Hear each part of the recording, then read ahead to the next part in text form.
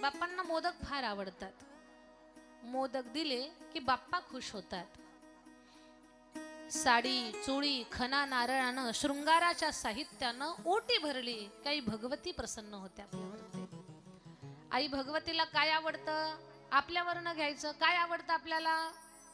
छान साडी मेकअपचं साहित्य शृंगार हे आवडतं की नाही आपल्याला? मग आपली आई आहे ती जगत जननी आहे आणि आपल्याला जे आवडतं ना हे तिच्यापासूनच आपल्याकडे आलेलं आहे.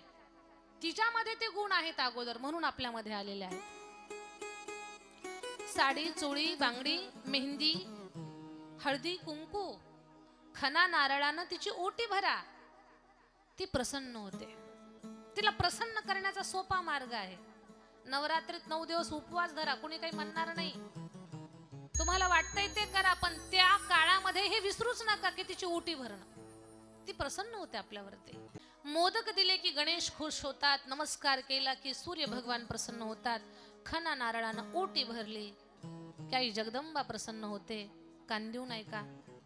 पांडुरंगाचे वारकरी आहोत आपण आणि आपल्या सगळ्यात पहिले लीडर वैष्णव भगवान भोले बाबा आहेत आपले पहिले वारकरी. भगवान श्री विठ्ठल भगवान श्री नारायण. नारायणाला काय दिल्यानंतर ते प्रसन्न होतात? तर आपण आपल्या जीवनामध्ये जर पर उपकार केला तर त्यानं नारायण प्रसन्न होतात. परोपकार. भगवान नारायणाला विठ्ठलाला परोपकार फार आवडतो. मग तो परोपकार तुम्ही 4 ज्ञानाच्या गोष्टीचा करा. एक थकल्या भागलेल्या जीवनात हरलेल्या माणसाला शब्दाच्या आधाराचा उपकार करा. भुकेजल्या माणसाला कोर अन्न देण्याचा उपकार करा. तहानलेल्या तांब्याभर पाणी देण्याचा परोपकार करा. आंधळ्याला रस्ता पार करण्यासाठी एक छोटीशी मदतीचा हात तो परोपकार करा. यापैकी जे जमेल ते करा.